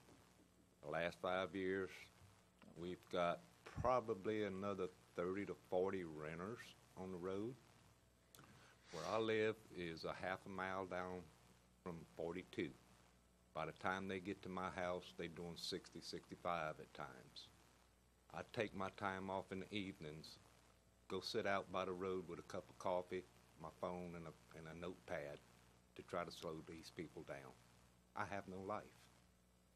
If I don't do it, nobody else will. I understand the police. They can't be there at the times they need to be. They need to be there 5:30, 6:30 in the morning. They need to be there 5:30, 6:30 in the evening. They can't be there. You know, this stop sign is about 3/8 of a mile from 42 where we were wanting it, which will pretty well break up the road. My mom's 85 years old. She lives up at the front part of the road. She can't even go to the mailbox anymore. I got to stop every evening now and get mail for her. You know, we need to do something. These people don't live there. They stay there. They rent. They don't care. us people that own property there, we care. You know, big difference. I don't know what y'all can do, but we really need to do something. Thank you. Thank you. Okay, we'll tape, I'm sorry. So Tacey, this is the one, thank you, Mr. Chairman. This is the one that you're waiting on the data for, Little Prairie? Yes, ma'am. Yes, ma'am. Okay. I got a question. Councilman Clark. You do have a petition on this? You got? Yes, on this, got and file I'll attach this to signatures. the minutes. Do you have signatures from people on civil? Yes, I have for all 5 subdivisions. Yes. I'd say I know everybody on civil, so. The only one I could get Randy and if we catch him up. Here you go, Randy, would you like to? No, I don't need to look at it. I guess, just while we're on the subject, you know, this is just viewing, you know, that, you know, I live in the Sanamo area, so I got Prince Road, I got, you know, Leo Lambert Road, I got 5 other small roads like that. Todd's district, he's got everybody that cuts through off of Chester Diaz and everywhere else and all through there. You know, you got some. We got a good sheriff's department. We have to get them out in different places, and first of all, they're real cordial. They'll set up that little flashing thing. I call it the baseball speed. You know, it tells you how fast you're going, which does bring to somebody's attention. They don't even realize they rolling in free road. You know, and you'd said that you had school buses. Did you have school buses speeding? Yes. Have you brought that to the attention of the school board? I have called several times. I have a bus 571 I have to call right now. Yes. 'Cause they're usually pretty good about handling, they can handle that up front. Yeah, that's it. But, you know, several places we've lowered speed limits in places. I got a couple places, I don't know how low to put it, because the same people that did 70 and a 35, they did 70 and a 25, they still do 70 and a 15, okay? So we're legislatively, we're you know, I don't have any problem with this particular stop sign. You know, you got a breaking point where you're trying to break them, and so, but I know, you know, because I used to buy my show hogs back at the end down there, so I know it goes for a long way. So even when they stop at this stop sign, they got a little ways they can crank it back up. And they call them off that bridge. Yeah, and so you know, with the human safety is the main thing I'm concerned about, and so I don't know. I'm gonna ask Tacey: is the speed limits are they right for the road? 25. Years ago, I fussed about it, and they jacked them from 15 to 25, so. That's what I'm talking about. We're, I just talked to Steven Belillo, and he's gonna help me get the sign guys go put out some extra speed limit signs and extra children play signs as soon as possible. We're also gonna look at maybe citing Bless an you. alternate, you know, alternative to possibly what's the word I'm looking for? Support putting a 3-way stop there. We do have some alternatives that we can possibly, you know, cite as our engineering recommendations. So we're going to look at that possibility as well. So hopefully we can find a reason to recommend it. Well, And Tacey, that's on both of those? Yes, that you're- ma'am. You're thinking about that? Yes, ma'am. Okay, thank you for that. And I'd like to add, we've been working on this issue. We've called the police, called the school board, multiple occasions. We've met with the police. I know in Little Prairie, we haven't met in your neighborhood yet, but it's been ongoing. We've tried every option we could. We've talked to the Department of Public Works about this. Unfortunately, it's gotten to this point where it's just a never-ending issue. Now, it also puzzles me. I live in Manchac Harbor. I have to go through 5 stop signs before I get to my house. That would have never passed. That would have never passed muster. So I don't know how we end up with 5 stop signs when Old Maplewood is basically the same subdivision as ours, and they don't have any. So the enforcement of this also seems to be off kilter. What happens is when a consultant designs the subdivision, the reviewer essentially is approving the traffic plan, the sign plan, or traffic control plans, I guess, if you will, as well, along with the actual design of the subdivision. So we don't really have any input as to which signs should go where, or how, limit the number of signs you have, that sort of thing. So we don't see those plans before they're approved, unfortunately. So they are, like you said, off kilter. There's some subdivisions that are just overloaded with stop signs, and then some like these where they don't have nearly enough. Well, when you've got a youngin' that tells you right when you enter the neighborhood, Dad, I really have to go to the bathroom, and you got 5 stop signs. Right. You know the pressure. You try not to run them, but you got to get there. Well, I will withdraw my motion, and I will offer a motion to table this until the next transportation meeting, until we can get that information and hopefully get some information that'll help these two communities. So moved. Absolutely. Okay. Do we have any opposition? No. Passes. Okay. Where was I? I lost my track of all my stuff. Number 8. Yes, moving to number 8, roads acceptance into parish maintenance system. Yes, I'm before y'all tonight to bring some roads in from some subdivision that's been completed. They in the bond period of a year, and the bond's about to run out on them. First one we'll bring up is Woodland Manor, first filing. There's 3 roads. Superior Woods Avenue, 1,613 feet. Grandwood Avenue, 1,076 feet. And then the turn lane that was put in on Coon Trap, which is tied the subdivision in, is 122 feet. I don't know how y'all want to do it. Normally, you take them in one road at a time, but that's up to y'all. I guess one of my questions is, I noticed that 2 of the 3 roads are cited for having several surface cracks that need to be sealed. Right. If we accept these into the system, the parish, it's my understanding, will be responsible for sealing these roads. Right. As opposed to the contractor. In the past, they have passed these roads with continuance that they would have to be crack sealed before they were actually taken in. The thing with this is we got a bond system, and we have to run it every 11th month before that year runs out. So that's why we bring it to you when we do, because we watch these bonds very close. So, I mean, you can do it any way you want, but that's the normal procedure, is that they go ahead and accept them with a contingency that they have to go back and fix. And normally we go do a re-inspect. Do they have to seal them before the 12th month? In other words, we give them 30 days to do it? Some has done that, Mr. John, in the past, but we have had some go past that they did go back and seal after the 12 month. Okay. Yeah. I mean, it's basically how y'all word it tonight, how you accept it. So if you say they have to do it before these roads come in, then I guess we'd have to put a place on the bond, hold the bond until it was actually done. I'll make that motion that we require they get them sealed before we take them in. Second. Any opposition?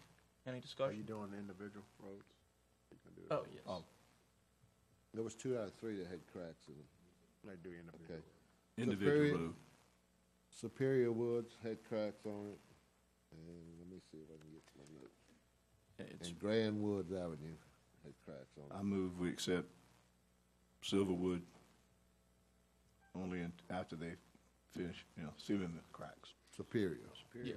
Superior Wood and Grandwood. Superior Wood and Grandwood. They have to be done individually, as I understand it. Yes. Okay. Superior Wood. Second. Any opposition? So moved. I move they do the same with Grandwood Avenue. Second. Any opposition? So moved. Turn lane for Woodland Manor, they have no cracks. Motion. Second. So moved. All right, we'll go to Germany Oaks subdivision first filing. Germany Oaks Boulevard was 2,290 feet. Laurel Oaks Avenue is 324 feet. Water Oak Avenue is 1,305 feet. And then you got the turn lane on Germany Oaks, 775 feet. Now, Germany Oaks Boulevard has cracks. It needs to be sealed before we accept it. Motion. Motion to accept, Accept. to accept after Right. sealing. Any Laurel- opposition? So moved. Laurel Oaks was clean. It was good. Motion to approve. Second. Any opposition? So approved.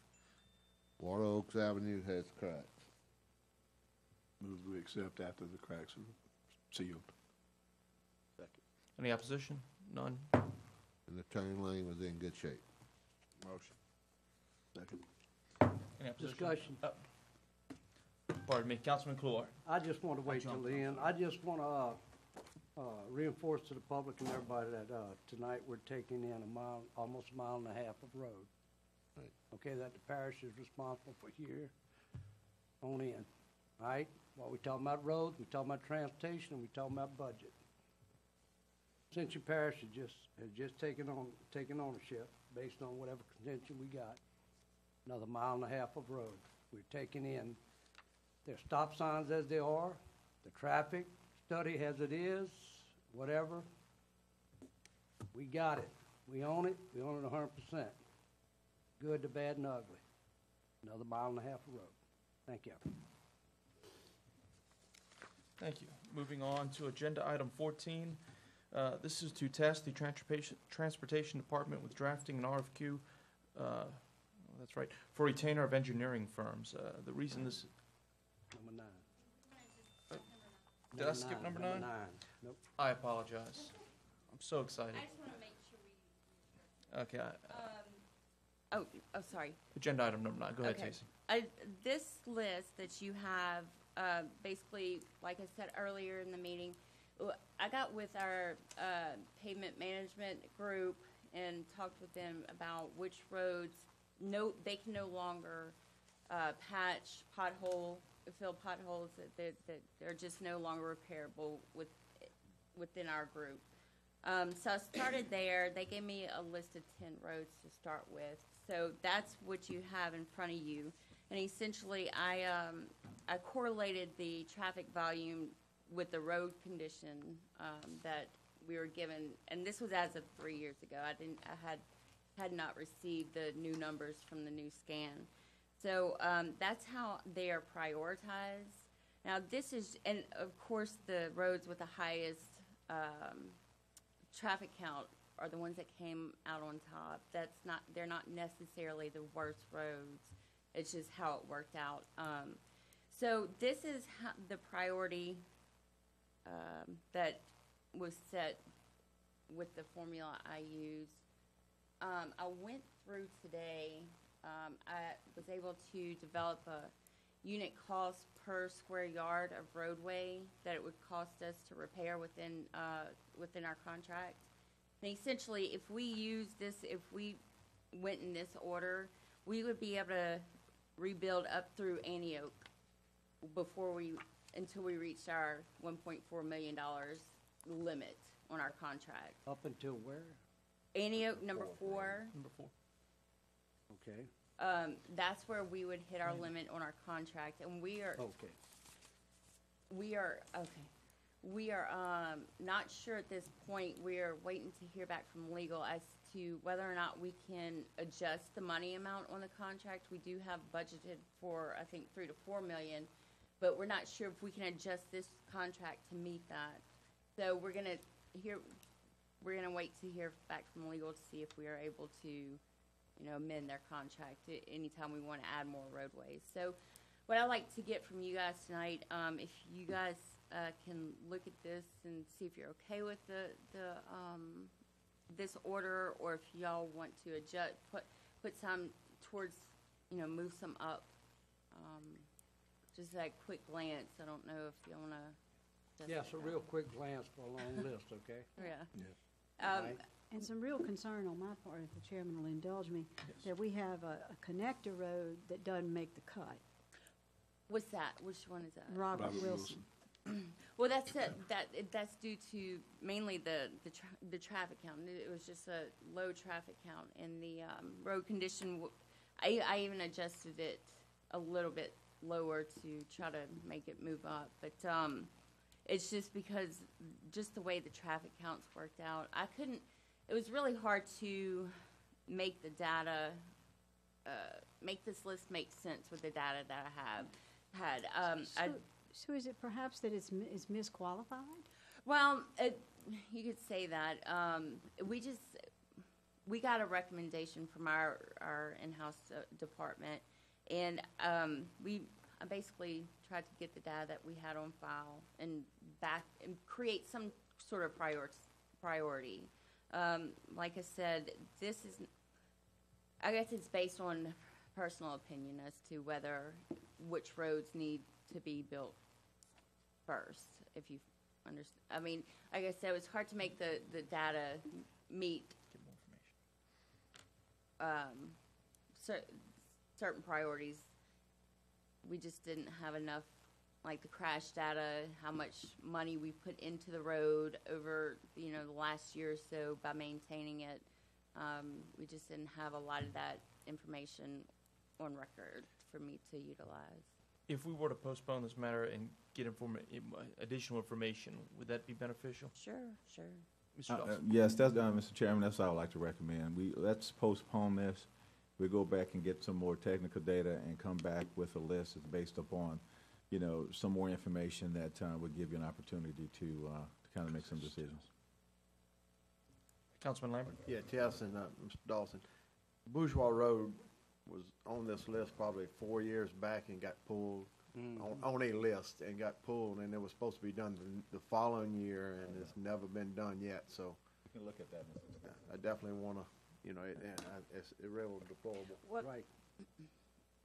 There are, Antioch is another road Yeah. that is Right. really in deplorable condition. So, I can try to pull maybe at least the labor we've put into repairing these roads, and maybe see if I can correlate something a little bit better to where these connector roads with the high traffic counts don't necessarily come out first. It was just last month when we put this together, it was kind of the idea of the department head to reconstruct the connector roads because there were so many cars that traveled down them. So that's kind of why these made the cut. Can you answer a question for me relevant to the road condition? Is the higher the number, The better condition it's in. so one of our best conditioned roads is number one to be repaired? Right. And like I said, last month when, I don't know if you recall, when we first submitted this list, we were under the direction to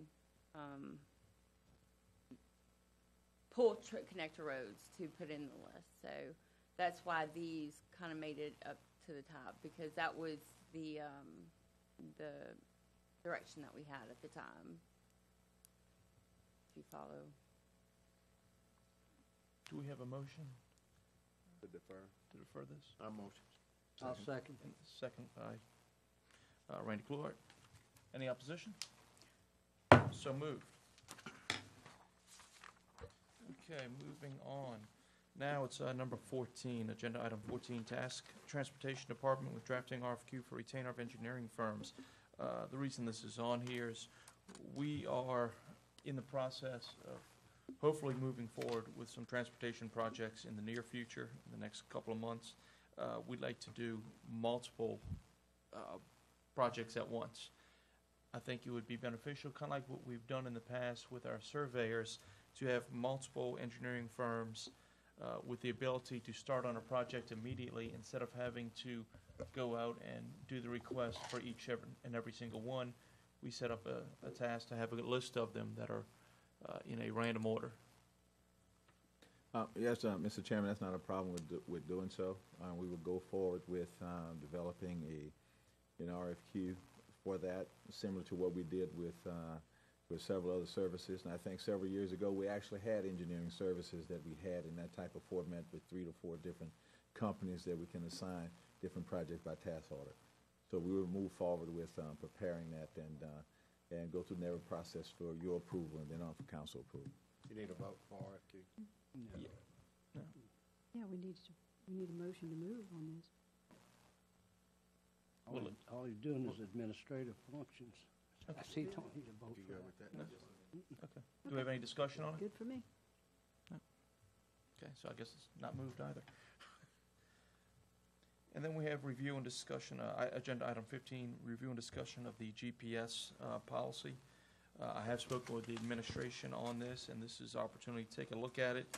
And I think it's my understanding that they would like us to have a look at it and then get back to them in the future. Right. But I ask Ms. Cheryl Kinchin if she'd like to come up and speak on it. Or Mr. Dawson. Yes, this is a kind of a template and a draft that, as you said, Mr. Chairman, that we prepared for you. You know, there are several different looks at different areas that handle GPS policies. I mean, they differ greatly. Some parishes have GPSs, but actually no policy. Some policies are very sparse in their statement because it's more of a vehicle policy and then they have a GPS component. What we did, we expanded on this policy that was presented last time, which has a little more detail to what we're attempting to do. Also, certain policies have different tiers of who will be GPS, where GPS will be placed on vehicles based upon different tiers of levels of administration and that kind of thing.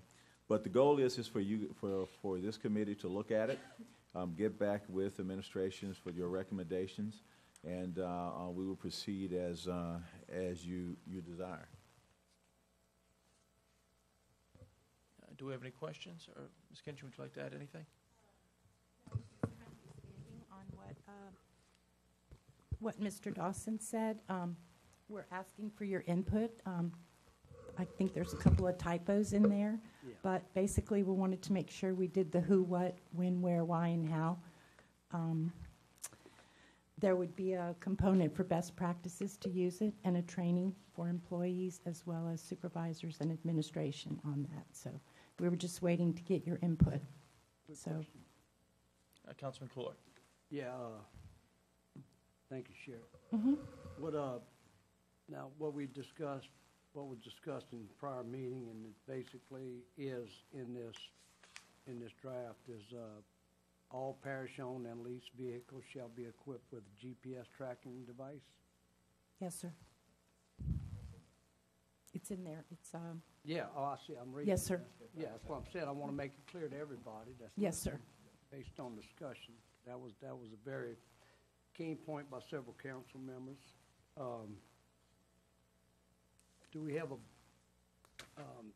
and I know this is just a policy, so I ain't even gonna talk about the budget on it, so I'm good. Councilwoman Cazzo.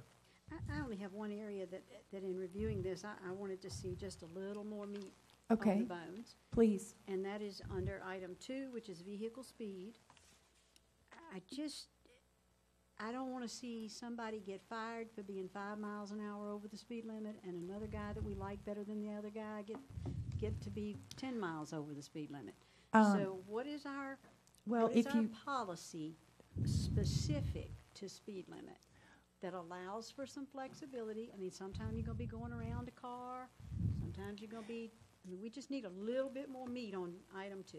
Right. They have in our policy already that that's an infraction under conduct and working rules. But if you notice under vehicle speed, we put the reporting, and that would be where, you have to follow the applicable laws. I think for the most part, we've not really ever fired anyone for going 5 miles over.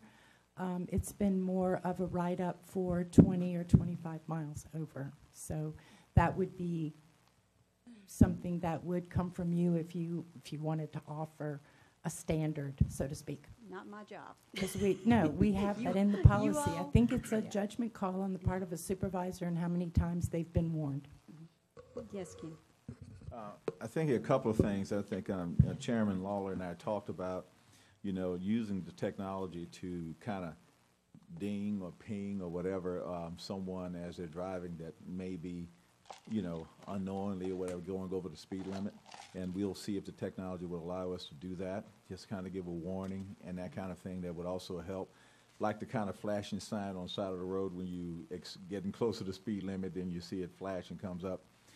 Second thing is, as Ms. Kinchin said, the only time I remember somebody really being disciplined was someone that was going 90 miles an hour down the Airline Highway outside of the parish into Baton Rouge and turn around doing 90 miles an hour back into the parish. So two things, speeding, and second thing, out of the designated area. So they were disciplined for that. And that makes perfect sense to me. Sure.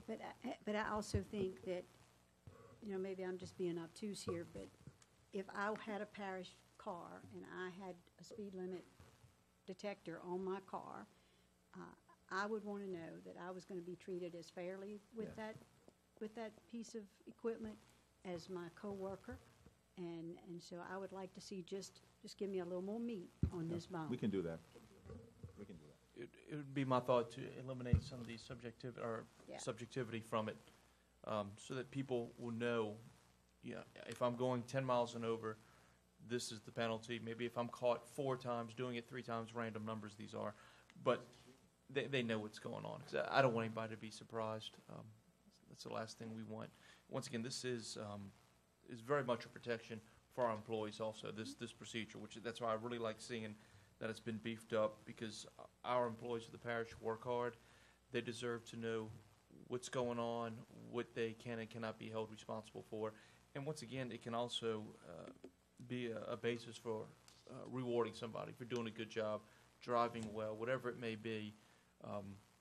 They deserve recognition for that also, and that this can be a basis for that. Any other discussion? Thank you for recognizing our employees. I appreciate that, because they really are quite good. We've got some good ones, except for a couple back there. Okay, if there's no more discussion, then we will move to item number 16. So moved. Have a second to adjourn? Second. Moved. So moved. Thank you all very much.